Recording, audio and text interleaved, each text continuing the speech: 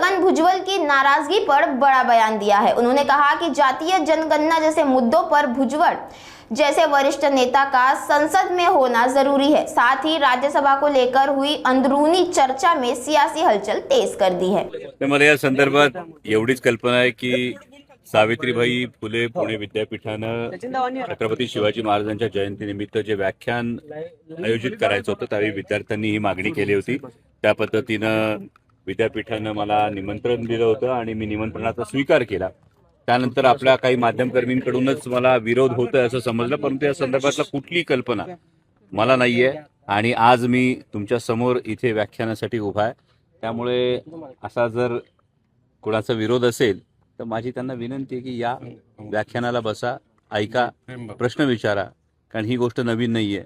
ज्या छत्रपती शिवाजी महाराजांच्या विषयी बोलायला येतोय त्या छत्रपती शिवाजी महाराजांना खुद्द राज्याभिषेकाला सुद्धा विरोध झालाय।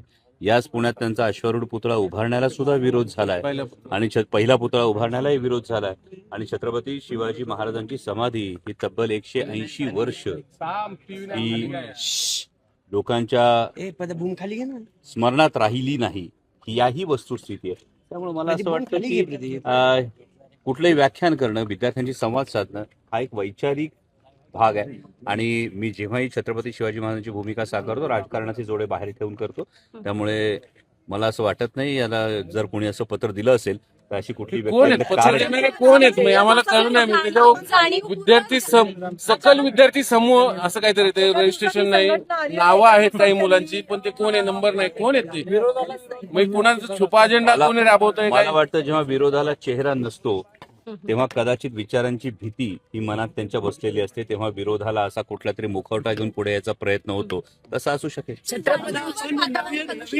दादा नवीन ट्रेंड सुरू झालाय का? काल आपण बघितलं तर श्रीमंत कोकाटे यांच्या व्याख्यानाला देखील विरोध झाला। आज तुमच्या व्याख्यानाला पत्र दिलं गेलं। त्याच्यासाठीच माझी आपल्याला विनंती की जरूर आहात या व्याख्यान आपल्याला वेळेत सुरू करायचं प्रयत्न झाला असं वाटतं, वातावरण कलुषित करते। मला वाटतं जर चेहरा समोर असताना काय नेमका विरोध आहे हे कळलं असतं तर मला त्यांच्याशी संवाद साधायला बरं वाटलं। एक शेवटचा प्रश्न, छत्रपतींच्याच राज्यात छत्रपतींचं म्हणजे ऐकायला विद्यार्थ्यांना आयकार्ड दाखवून जावं लागते, हे किती योग्य आहे? जाणून बुजून हे सगळं केलं जाते राजकीय पोळी भाजण्यासाठी? मला असं वाटतं या सगळ्या पार्श्वभूमीवर कदाचित विद्यापीठानं जर ही सुरक्षेच्या कारणास्तव जर अशी गोष्ट केली असेल तर ही विद्यापीठानं घेतलेली काळजी आहे। त्यामुळे मला वाटत नाही या मुद्द्याला आपण अशा वेगळ्या पद्धतीचं रंगत कुठली संघटना काय छत्रपती मांडत असताना बाबा कधी कुणाला घाबरायचं नसतं, कधी कुणाचा इतर विचार करायचा नसतो। जोपर्यंत तुम्ही प्रामाणिकपणे छत्रपती मांडताय ना तोपर्यंत कुणाच्या बापाला या महाराष्ट्रात घाबरायचं कारण नाही।